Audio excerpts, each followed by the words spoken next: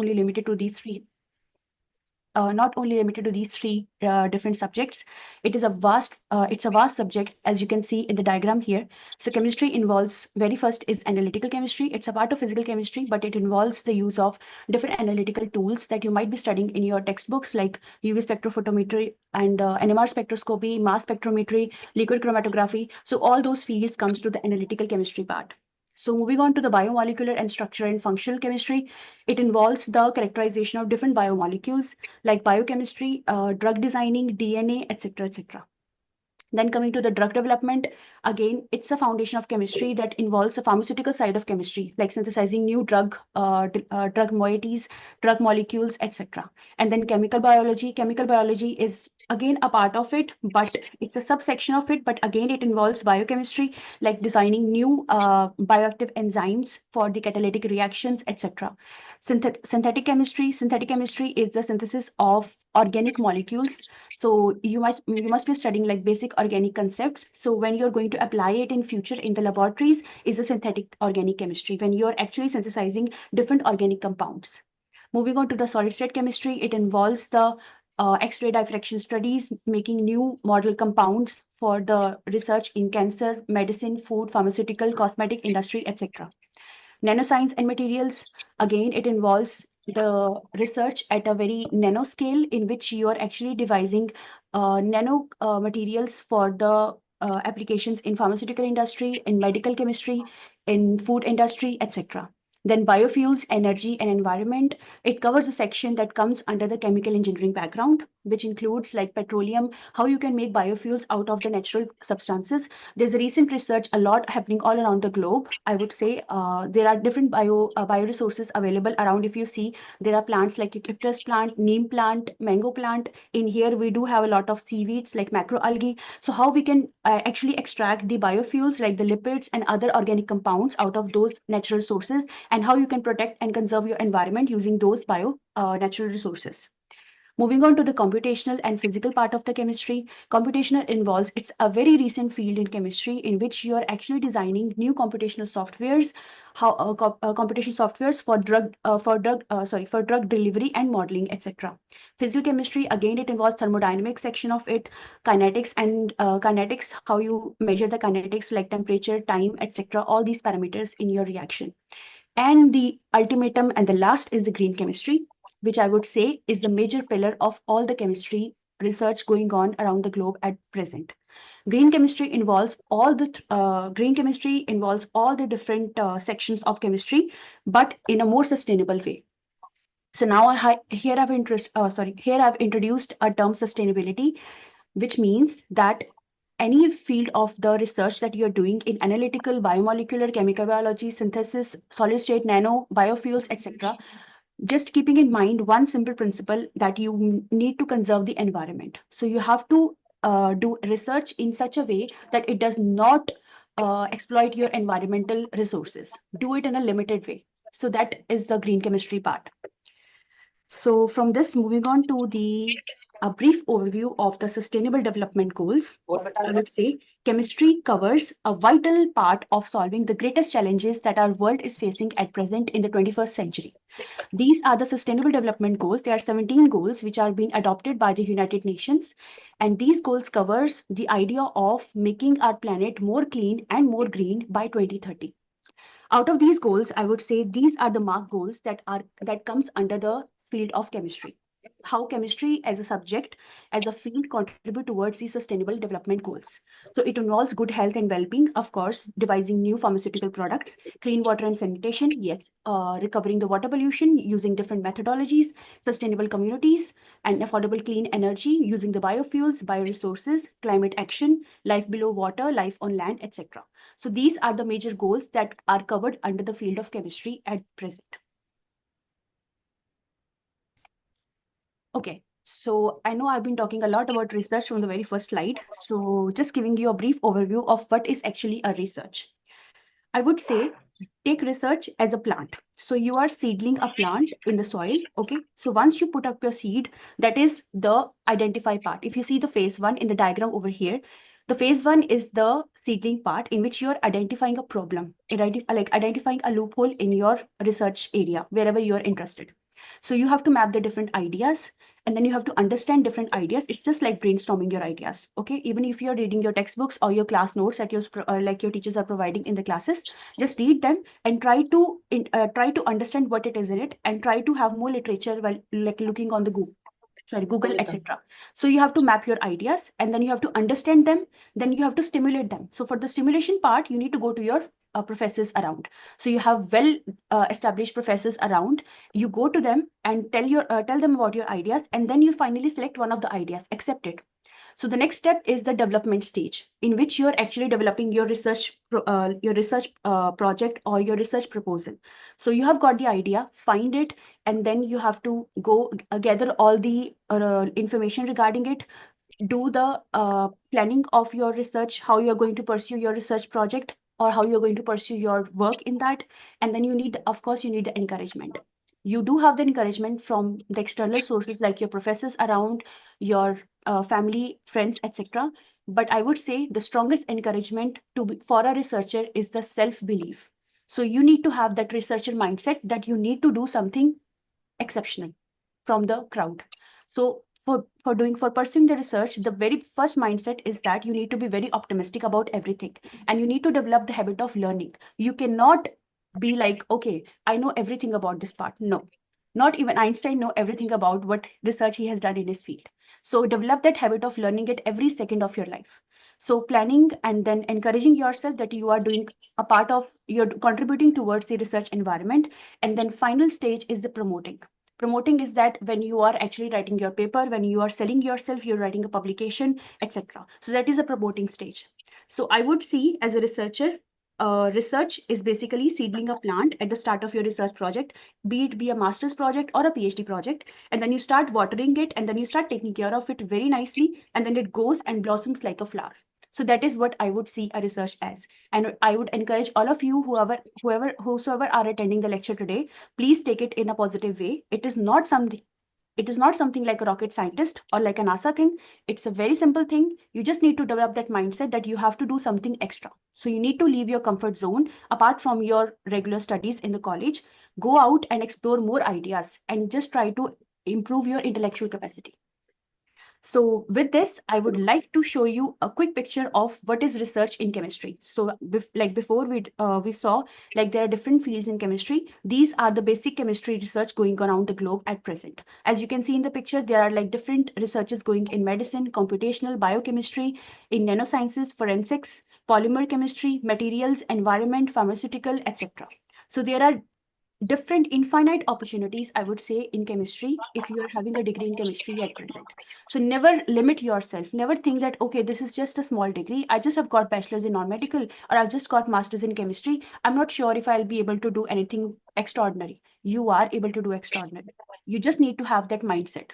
Just develop the mindset of being positive, have the mindset of learning something new every day, and then definitely you are going to achieve your dreams in future.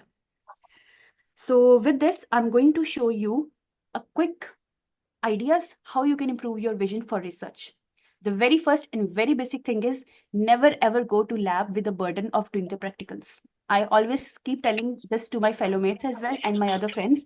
Whenever you go for your practicals in the chemistry lab, just be passionate of doing the work. Don't be like, okay, this ma'am has given me this thing, I have to complete it. And even I have realized, because when I was doing my bachelor's in HMV college, we used to have the group practicals. So there used to be a case when there's like 5 people in the group and there's only one person who is performing the practical, and all of other, they are just looking silently. They don't know what the hell is going on in the lab. And that shouldn't be the mindset. You are there to learn. Your parents are paying the fees. More than that, you need to have that thing again in yourself, that I need to learn something. Okay, it's not about getting my viva marks. It's not about getting appearing in the exams to get good practical exam. No, it's about your future. It's about improving your intellectual capacity and improving your researcher mindset. Second, try to leave your comfort zone and engage in different research activities like internships. They're like your college is so prestigious, they must be organizing different research activities, different short-term courses. Don't limit yourself. Okay, I'm just here to pursue my degree. No, just extend your limits and go out and go for the internship, go for the short-term courses, go for the online lectures. Whatever comes in your way, take it as an opportunity. Be greedy of that and try to engage yourself more and more into different research activities. That will help you to gain your confidence. It will help you to improve your clarity, what you actually want in your research background. Next is spare some extra time in doing some small term research projects apart from your regular classes. Again, I'm coming back to the same point. There are different websites in Punjab itself, I think in India as well, who actually give you short term research courses. There are like short term research courses, as far as I know, organized by ICER Mohali. So not only ICER Mohali, I just know about one of the institutes, but there are different research institutes around in Punjab and around like other parts of India, which actually organize small term internship courses for doing the research work. So you can go and Google it, and you should go for that apart from your regular classes in your free time after like you get your semester exams. So try to grab as much opportunities as you can, because at this stage of your life, or if you're undergrad or a master, this is the best time to explore yourself, to explore your potential. So I would strongly encourage, please go and go for these extra research activities. Next is participate in different conferences and scientific camps. Again, there are different conferences, like local conferences. I'm sure you must be going, like you must be aware of that.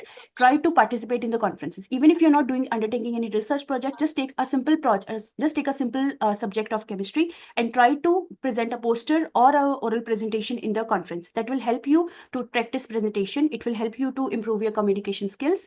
And on the top of that, it will help you to engage with different people. So attending conferences is not only going to the conference and having a fancy badge like, okay, I'm here at the conference. It's not about that. It is about making more networking, making more communication skills. It is about knowing different research areas which are happening around in your field. If you are a physics student or a chemistry student, whatever is your subject of interest, go and attend conferences regarding that. It will help you to explore your mind. It will help you to gain more insights, more knowledge what is happening in your field at present. And least is writing a review article. I always strongly encourage you should, at this stage of your life, start writing a review article. You have so well-esteemed professors around. Please go and approach them and start gathering literature data on any of the topic, whatever interests you, and start compiling a review article. The reason behind is very strong, which is that you need to develop the habit of learning. You need to develop the habit of reading and writing as well. So when you explore the literature data, when you explore different research articles, you get to know, oh, what is it happening? And then you have to develop the critical mindset, because every research article, even I would say mine, even professors like you're around, every research article has a loophole. That's what is the new research. That's from where a new research idea develops. So whenever you're reading literature, you read, okay, this particular person has done this. This particular person has invented this. When you read it once, twice, thrice, 4 times, 10 times. After reading 10 times, you will recognize, okay, there's a loophole over here. So I can cover on that and I can develop a new research idea. So reading and writing is the best part of researcher. So I would strongly encourage, if you at this stage of your career, if you start writing a review article, it will really help you in future to become a very good learner as a researcher. Okay, so as I explained before, there are infinite opportunities in chemistry. Apart from being a research chemist or a college professor, you can go to the government sector or in the industrial sector. It could be a food scientist, forensic scientist, biochemist, medical lab technologist. Like when you go do the biochemistry section of it, you could be a teacher as well. I mean, that is one of the best job we can have. Teacher is the one who actually plants the seed in the students. And being a chemistry teacher, I think it's one of the most honorable position you can ever have in your life.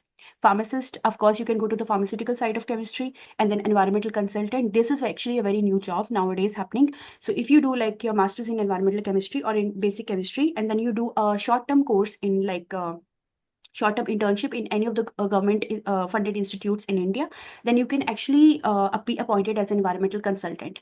This job is basically for like, they will ask you your insight, how you are going to protect your environment, how you can conserve your environment. You just have to be like, you have to be consultant, you have to approve the guidelines and all that kind of stuff. So if you're interested in that, you can apply for that as well. Then you can go to the nuclear part of it, nuclear chemistry, and then pharmaceutical, and then material scientist. So there are enormous opportunities in chemistry. So again, I would repeat the same thing. It's a conventional saying in our region, or I would say in India or all around the places, that, okay, you have done chemistry. Oh, you would only have the career of doing a professorship, or you will only be just a college teacher. It is not only limited to that. There are infinite opportunities. I would repeat again, just need to explore your potential. So please go ahead and leave your comfort zone. Next are the pathways. So now the main thing that I'm here for today is how you can apply for better funding opportunities in the globe for your PhD positions. So the very first point when I was exploring my opportunities is GRE exam. It's a graduate aptitude exam, which is required to achieve any PhD fellowship in states, United States of America, Canada, and Australia.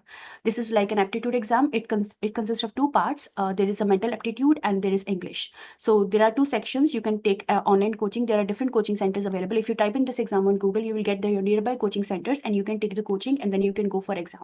It's a very good exam. It improves your profile and it helps the research institutes in America to to prioritize your profile, and they will help you to give more PhD stipends. Another thing is, like I mentioned before, you need to undertake some small term research activities apart from your course material. Take part in conferences, take part in the internships that will help you to build up your research profile at this stage. And then publications, again, going back to the review article. So if you are writing a review article at this stage, not even the research article, it's completely fine if you're not able to find any short-term internship or any research activity. Try to improve your writing part of it. So try to write a review article. It does not need you to be a particular, like, writing a review article does not need all of you to be a researcher. Just being a normal class going student, you can actually write a review article that will add into your publication, which is a very good asterisk when you're applying to the international institutions for doing the work. IELTS is mandatory. So there's IELTS and TOEFL, but I would suggest IELTS is fine. Like most of the institutes all around the globe, they take your IELTS score, and then good external links.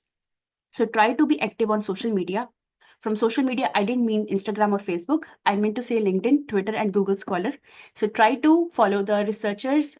Like there are different researchers. If you type on Google, like your field of interest, if you're interested in physical chemistry or in computational chemistry or medicinal chemistry, type in there. You will get a whole list of professors going around the globe who are actually doing research in those areas. And then you can go back to the LinkedIn and your Twitter profile or Google Scholar and follow their articles, follow their research updates. That will help you to improve your researcher mindset.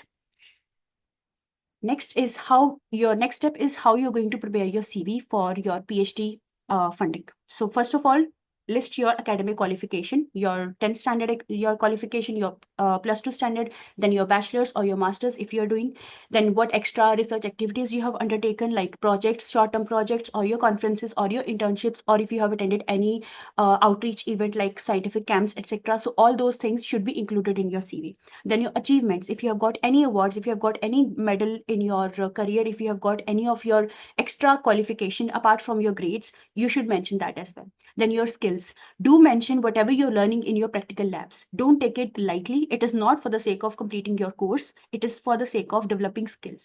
So I would strongly mention that you need to mention what laboratory skills and technical skills you're developing. For instance, if you're just using a UV spectrophotometer, you know how to use it, it is a skill. Do write it and do mention it.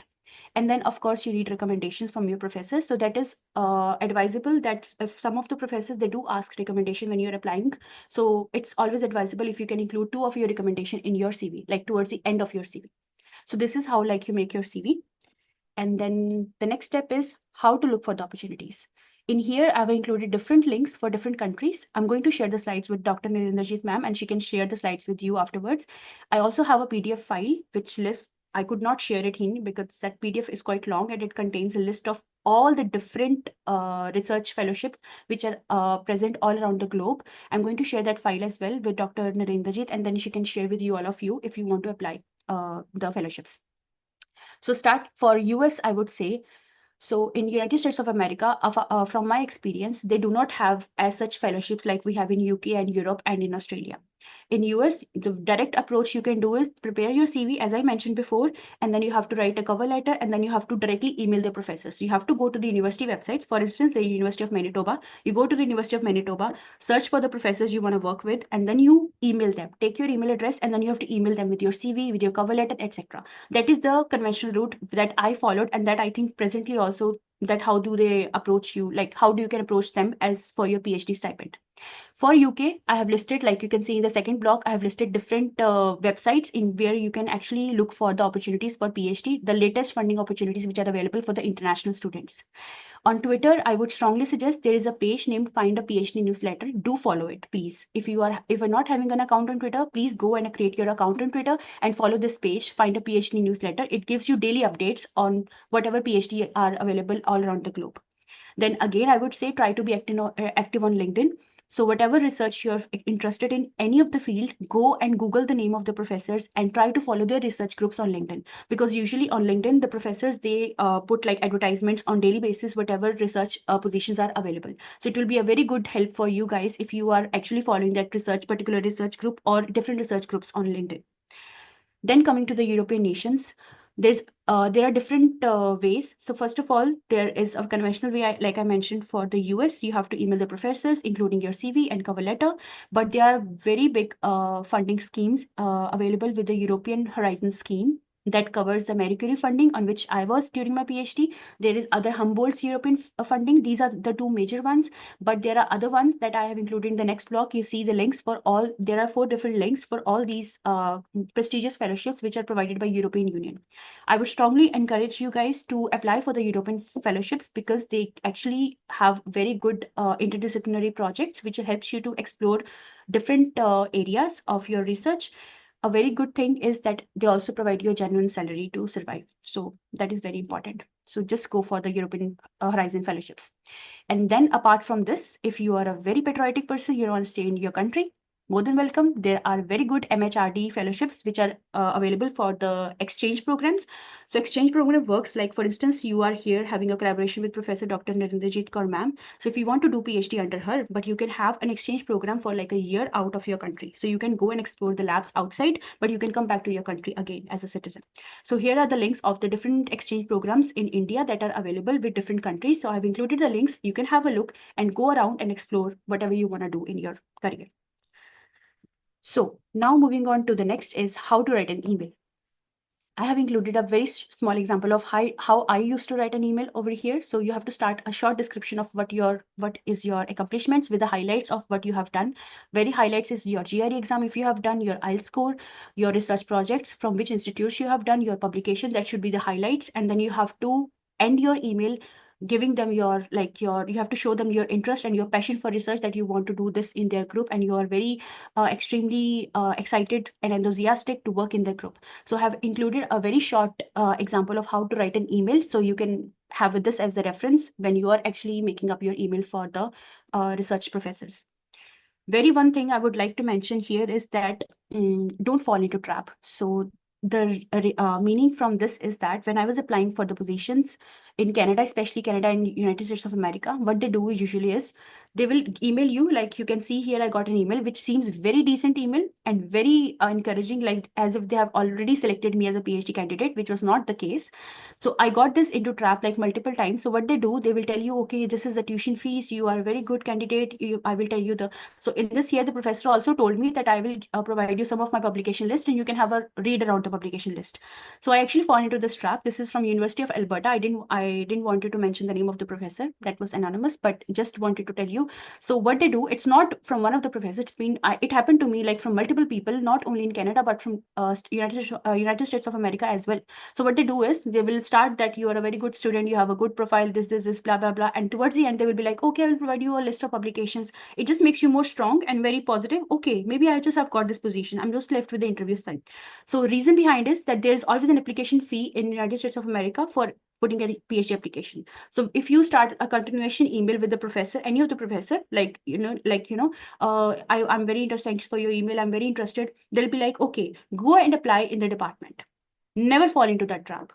Because whoever professor is interested in America or Canada in your profile, actually, they will first interview you and then they will put you forward towards their application.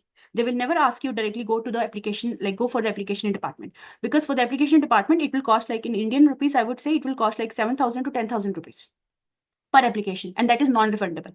So once you apply and then you come back and then you have to put your like that professor's name as a priority. If you come back to the professor, okay, I've applied this and this was on priority, and then the professor will be like, oh, I'm so sorry, I would not expect this to happen, so good luck for your future endeavors. And I'm honestly speaking here, just wanted to tell you that these things happen because you don't know the person around, like whoever is taking the lead over there. It happened to me like 3-4 times, not only in Canada. It happened to me with like one of the prestigious institutes in America as well, where I actually paid the fees, everything happened, and then the person was like, to this extent that the person even promised me, okay, Riddhi, I'm going to interview after once you submit your application, and then that person disappeared. So don't ever fall into this trap unless you get the confirmation of your ever pay any fees, and don't put your any hopes for any of the application. This would be the advice I would tell all of you. So next is developing a research proposal. So some of the whenever you're applying for your PhD, you have to include your CV and your cover letter. Apart from that, you need to in some of the research projects, they ask you to prepare a research proposal. So how you're going to prepare a research proposal? Some of the research projects, they already have Riddhi, a our predefined time. meeting may end in 2-3 minutes. So if we can wind up in. Yes, I'll try to wind up very quickly. Okay, so this is like a brief example of research proposal. You can have a look after the meeting. I'm going to share the slides. And then the last is how to prepare an interview. So finally, when you get to the stage of interview, how you're going to prepare, the very two key points I'm going to quickly mention is that try not to give an explanation for your answers. Be very short and quick on your answers. And if you don't know any of the answer, just be very politely say no, because nobody's going to shoot you over there. Another thing I would like to say here, because when you are interacting with the foreign people, they have different accents. So if you're not able to understand any question, please don't hesitate to say that, please repeat. They will not mind it. You just need to repeat it, because otherwise it always create those conversational problems, like communication problems, and it does not lead to a good interview. So that will be the two major key points I would say for preparing your interviews. And yeah, that's it. So thank you so much for your attention. And if you have any questions, here are my email address, and you can always approach me from through Narendrajit Kaur ma'am as well. Thank you so much. Yeah, thank you. Thank you so much, Ms. Riddhi, for a wonderful talk and for explaining your journey also. So I would like to now invite Dr. Manju Sahni, our head PG Department of Chemistry, for vote of thanks. So over to you, ma'am. Riddhi, you can stop sharing. Oh, yes. I'm actually trying to see why is it not showing the option for stop sharing. Just a minute. Okay. Yeah. Has it stopped? Yes. Yeah. Ma'am, you are on mute. Please unmute yourself. Now, am I audible? Hanji, ma'am, you are audible. You are audible. Okay. Oh, dear Riddhi, it's very, very wonderful talk. It's very wonderful. You have a pleasing personality. Thank you so much. Dear Riddhi, at the outset, I really appreciate your timely support. In spite of your busy schedule, Dr. Narendraji told me you are very busy in your presentations.